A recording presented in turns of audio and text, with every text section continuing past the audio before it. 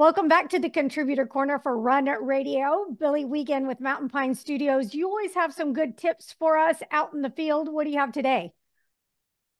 So I would like to continue talking about videography, mainly about how to get started into the field. There's a lot of information out there, and it's a lot of money up front to just get started with something you may not even sure if you're going to love for the rest of your career. So I'm going to give my story a little bit and how to not make the same mistakes I did. So I first learned videography in high school. I was in the journalism broadcast team. And I did not gain a whole lot of skills other than some editorial concepts. Because I mean, high school budget, you can have a tripod and a camcorder, some batteries and SD cards, and that's pretty much it. And it's not the same tier as, what professionals like myself use. And you know what? That's fine. You don't need the latest equipment. You don't need the most expensive equipment. You just need to go. You need to learn that practice and that skill. And I didn't start working on that practice or skill until I started the company with my husband doing wedding videography.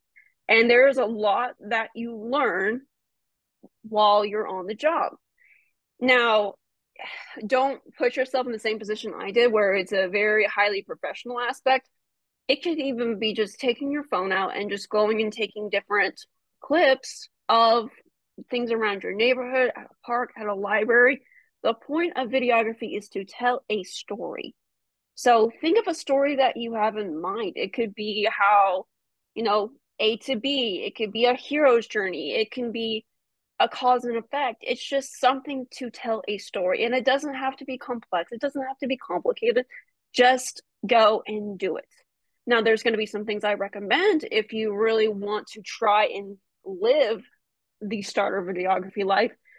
If your phone is going to be your camera, I highly recommend getting a tripod that's for the phone, not for a camera, which there are products like that available, as well as mic and audio equipment that is built for the phone. Because we live in a good age for video. We have a lot of content creators that just want to make the stuff on their phone and edit it on their phone and just be done with it.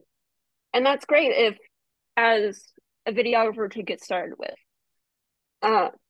Excuse me. And then what I would recommend is keep going and practicing and learn from other videographers.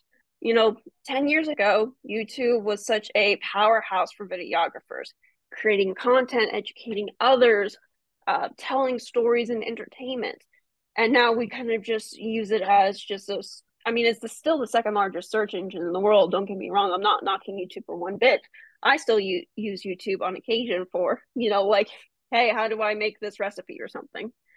And you can learn from other videographers through their videos about, okay, this is what compositions looks like. This is what lighting is going to look like. This is what, what I should be aware of with the audio. Like, keep an ear out for the car that's going to go right behind you. Yeah. Because believe it or not, I made that mistake more times than I care to admit on professional sets. So that is my takeaway.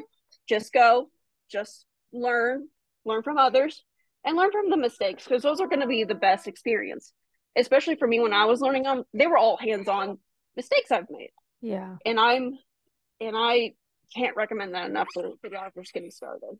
And I like what you're saying about, your equipment and things like that. You don't need to necessarily go buy a bunch at once. See what you need and see what you're going to use for your project. It may be different from one creator to another.